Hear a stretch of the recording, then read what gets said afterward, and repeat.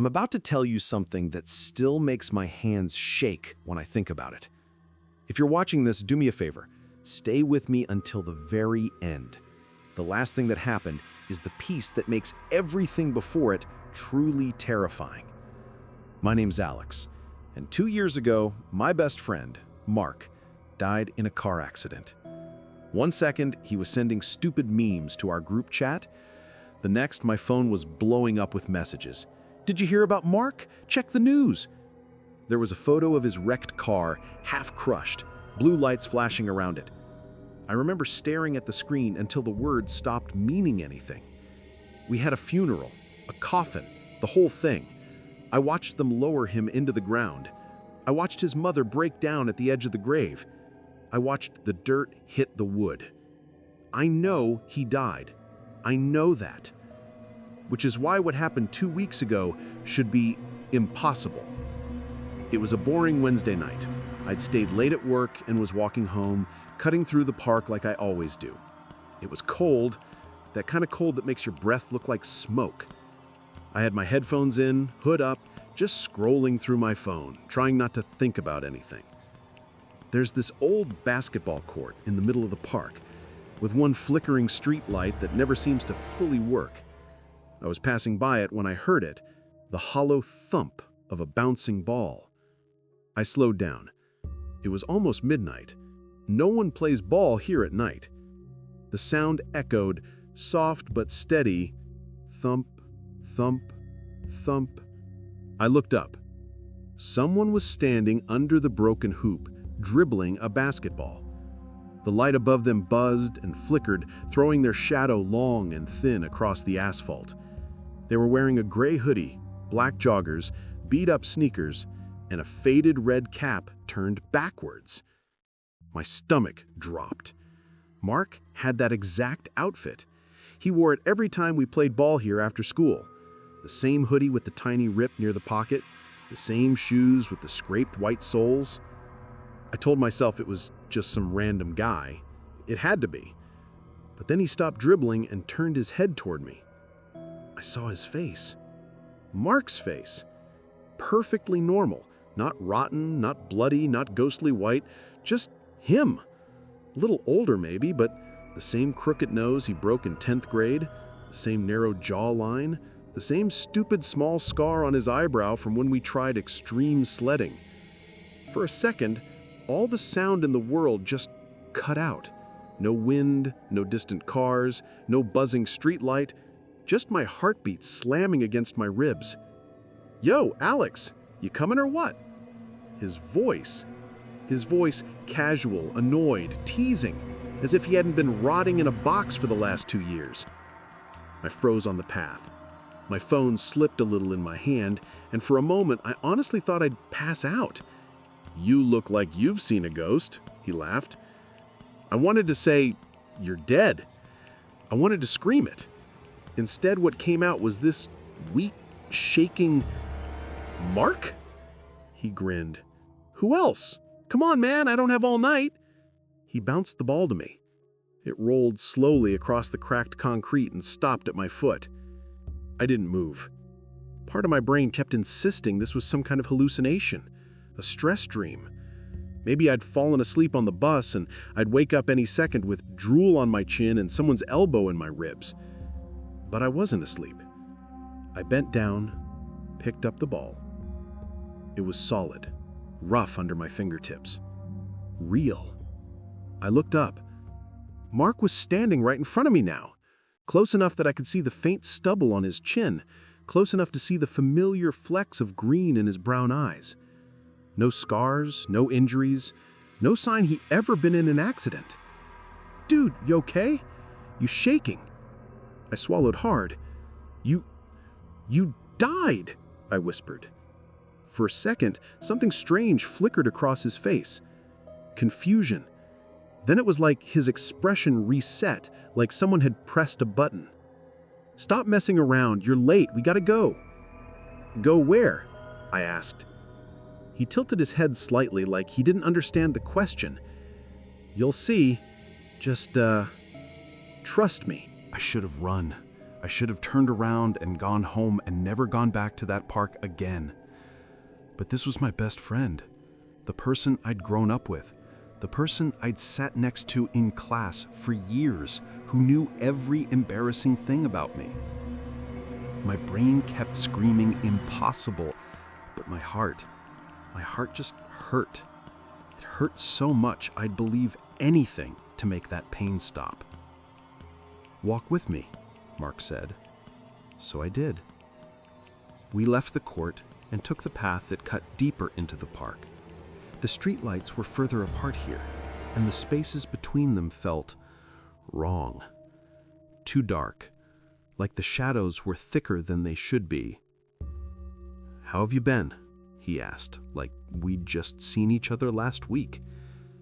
I couldn't stop staring at him, at the way his breath smoked in the cold, at the way his shoes crunched on the gravel, at the way his hoodie moved when he put his hands in his pockets. Dead people don't do that. Ghosts don't fog up the air when they breathe. Ghosts don't cast normal shadows. I don't understand," I finally said. "We buried you. There was a funeral. Your mom." He flinched just a little when I mentioned his mom. Then he smiled again, but it didn't quite reach his eyes this time. "Yeah, that must have sucked," he said lightly. "For you guys." "For us," I repeated. "What about you?" He shrugged. "I'm here now. Isn't that what matters?" We walked in silence for a moment. The park around us felt empty. Too empty. No cars, no dogs barking in the distance, no rustling of leaves. Just our footsteps and the low hum of the faraway city. "Where did you go after, you know?" He stopped walking. The light we were under flickered twice and held steady. He turned to look at me, and for the first time, I felt genuinely afraid of him. His eyes were too still. "I don't remember," he said. His voice sounded flat. Wrong. "What do you mean you don't remember?" I asked. He blinked slowly, like rebooting. "I just don't. One second I was with you guys, next thing I know, I'm back, and you're acting like you've seen a corpse." "You are a corpse," I blurted out. He stared at me. The light above us buzzed louder, then dimmed. The shadows around us seemed to lean in. Then suddenly, he laughed. "You always had a messed up sense of humor, man." He turned and started walking again, like nothing had happened. My heart was hammering in my chest, but my legs followed anyway.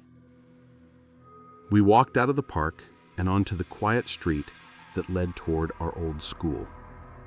The houses here were bark, most of the windows black squares against the night. Only a few porch lights were on. My phone buzzed in my pocket. Grateful for the distraction, I pulled it out. A notification from our old friend group chat. Yeah, we kept it, even after Mark died. It felt wrong to delete it. "Anyone else getting random old pics from Mark's number?" Sent by Jake 11 minutes ago. I stopped walking. Another message popped up as I watched. "No joke, I just got that pic from the court when we were 16, the one with Mark in the gray hoodie. Timestamp says it was taken today." I looked up at Mark, walking a few steps ahead of me in the same gray hoodie from that old photo. Another buzz. "Alex, you there?" My mouth dried. I slipped my phone back into my pocket. "Mark," I called, my voice barely steady. "Where are we going?" He didn't turn around. "You'll see. We're almost there." "Almost where?"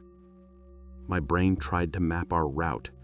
We were heading toward the main road, but slightly off, toward the part of town where I froze.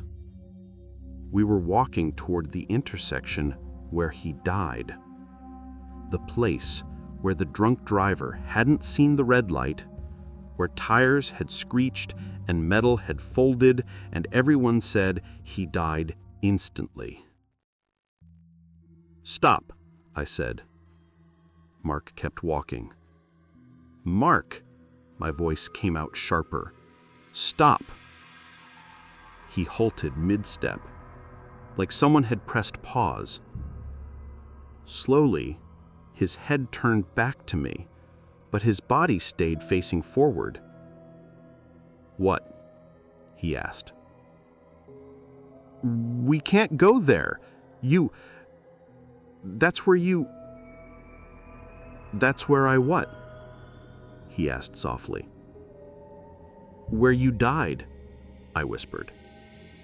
For a long moment, he just looked at me.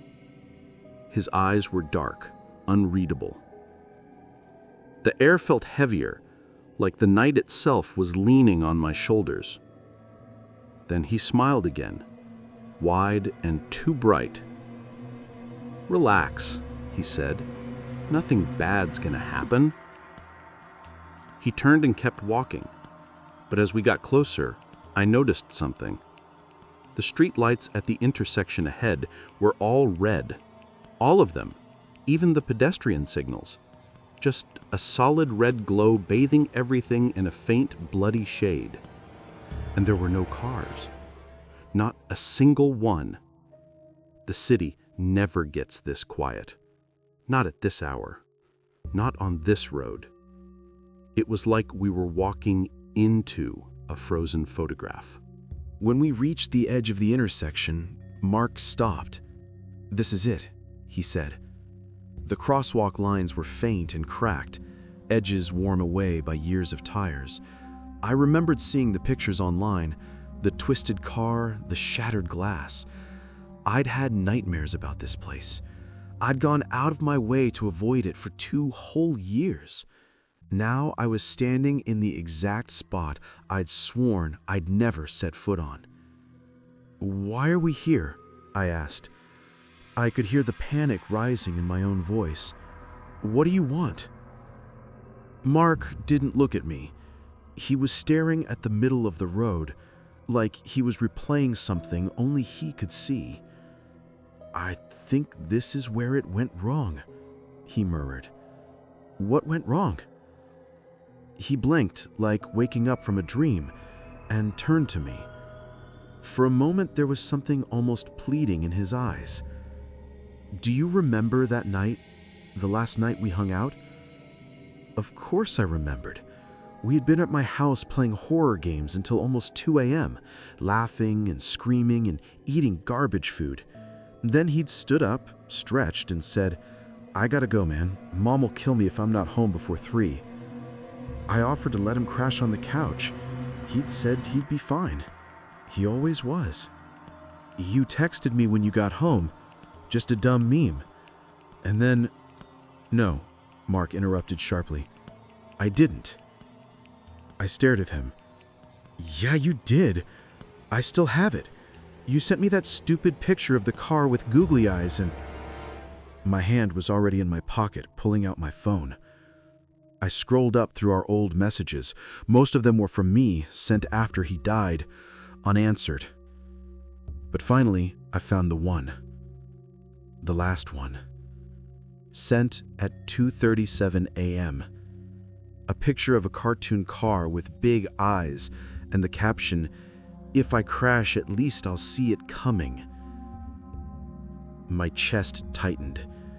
I hated that joke even back then. Underneath it was my reply, sent at 2:38 a.m. "Stop. Text me when you get home." I'd stared at the little delivered checkmark until I fell asleep. Now, as I looked at the screen, something changed. The timestamp on his last message flickered. 2:37, then 2:38, then 2:45. Then the text itself glitched, the letters crawling, rearranging themselves like insects. "If I crash, at least I'll see it coming," became, "When I crashed, you watched me." I blinked, heart slamming into my throat. "What the hell?" I whispered. I looked up at Mark. He was watching me closely now, his head tilted slightly to one side. "You didn't answer me. You could have stopped me. You should have stopped me." Tears stung at the back of my eyes. "I begged you to stay. You left anyway. It's not my fault. I didn't know." My phone buzzed violently in my hand that I almost dropped it. The screen lit up with a notification from an unknown number. A video file.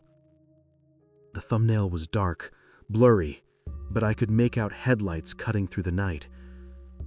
My fingers felt numb as I tapped it. The video started playing. The view was from above, like from a security camera at the corner of the intersection.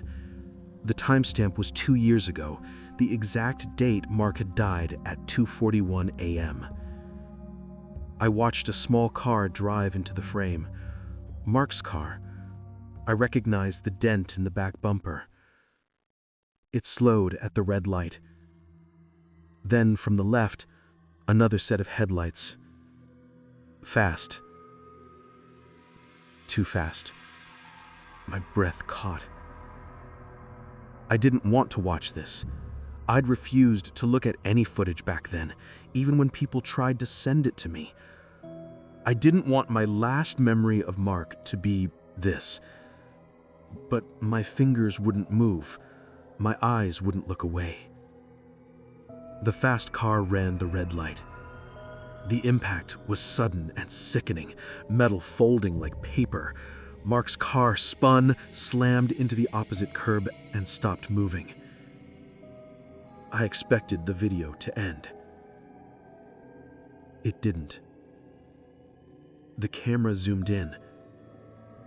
That was impossible. Street cameras didn't do that. The angle changed, dropping lower, closer. Like someone was walking towards the wreckage, filming it on their phone. The glass was shattered. The front of the car was crushed in. Smoke curled up from under the hood. I could see Mark slumped over the steering wheel, face half hidden.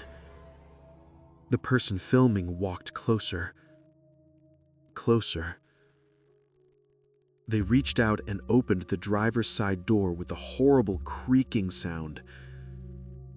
The video cracked and glitched, jumping forward in jagged frames. Then the camera turned, slowly, and pointed back the way it had come. Back across the empty road, to where someone was standing on the sidewalk, with phone in hand. The resolution sharpened just for a second, enough for me to see the person's face. I dropped my phone. It hit the pavement with a sharp crack and bounced toward the curb. The screen, miraculously, didn't shatter. The video kept playing, the faint sound of distant sirens finally bleeding through the audio. "I wasn't there," I said. My voice sounded very far away, even to my own ears. "I was at home. I was asleep. I remember waking up to the calls, the messages. Are you sure?" Mark whispered. I looked at him. For the first time since I'd seen him on the court, he didn't look right. His skin seemed a little too pale, a little too smooth, his features slightly off, like a copied image that had been printed one too many times. Behind him, the red lights of the intersection pulsed slowly, like a heartbeat. "Memories aren't as solid as you think. They change," they rewrite themselves, especially when they hurt. I wouldn't never just stand there and watch you die, I snapped, anger finally breaking through my fear. I wouldn't do that. His eyes darkened. The streetlights around us flickered, all at once. What if you did? He asked softly. What if you saw the car coming and froze? What if you let me go, even after I joked about crashing? What if you were right here? He gestured to the sidewalk beside me. And you didn't move until it was too late. Tears burned hot trails down my cheeks. That's not true. Are you sure? He repeated. The word echoed strangely, stretching out, bouncing off buildings that should have been empty, but suddenly felt full of watching eyes. I squeezed my eyes shut, trying to remember that night clearly. I saw my living room, the game paused on the TV, Mark standing up, putting on his shoes, me laughing, telling him he was going to fall asleep at the wheel, him making that stupid crashing joke, me rolling my eyes, me walking him to the door. The memory flickered. For a moment, I saw myself pulling out my phone and saying, "Text me when you get home." Then, overlaid on top of it, like an old movie projected on the wall, I saw something else. Me grabbing my own coat. Me saying, "I'll walk with you, it's late." The two versions collided, merged, split apart again. My head pounded. I opened my eyes. The intersection around us seemed wrong. The buildings were there, but some of them looked slightly different. Taller, shorter, windows where there shouldn't be windows. The red lights were too bright, painting everything in the same sickly color. The air tasted like static. I don't understand, I whispered. Mark stepped closer. You don't have to, he said. You just have to remember.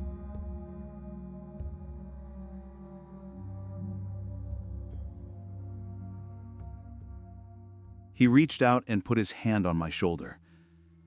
It was freezing cold. Not normal winter cold. A deep, biting chill that sunk straight through my clothes and skin, right into my bones. Images flashed in my mind like a strobe light. The park, the road, the intersection. Mark laughing. The drunk driver's headlights. Me standing on the sidewalk. My phone in my hand. My feet glued to the concrete. Terror rooting me to the spot. Mark's car rolling into the intersection. The impact. Me finally moving, running, screaming his name, pulling at the crushed door, fumbling with the handle until my fingers bled. Sirens, shouting, hands dragging me away. I had been there. I'd just forgotten. Or forced myself to forget.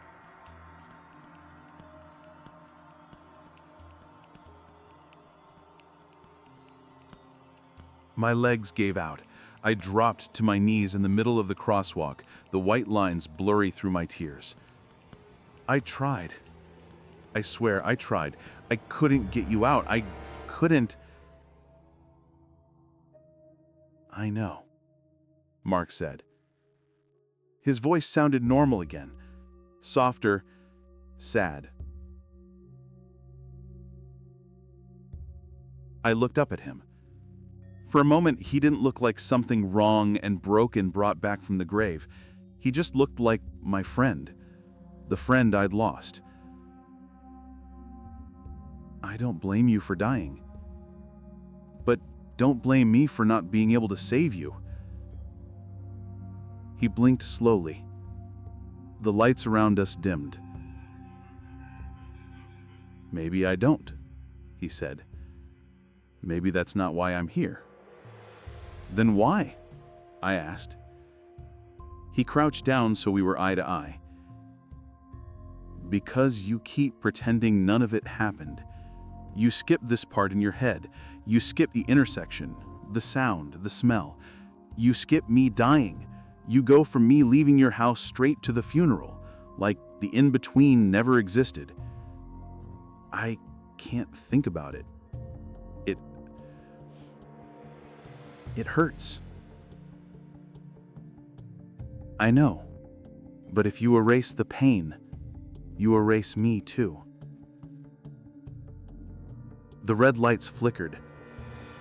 Somewhere far away, a car horn blared. The world seemed to shift, edges sharpening, sounds trickling back into place. "You saw me die. You tried to help. You failed. That's the truth, and you have to carry it. All of it."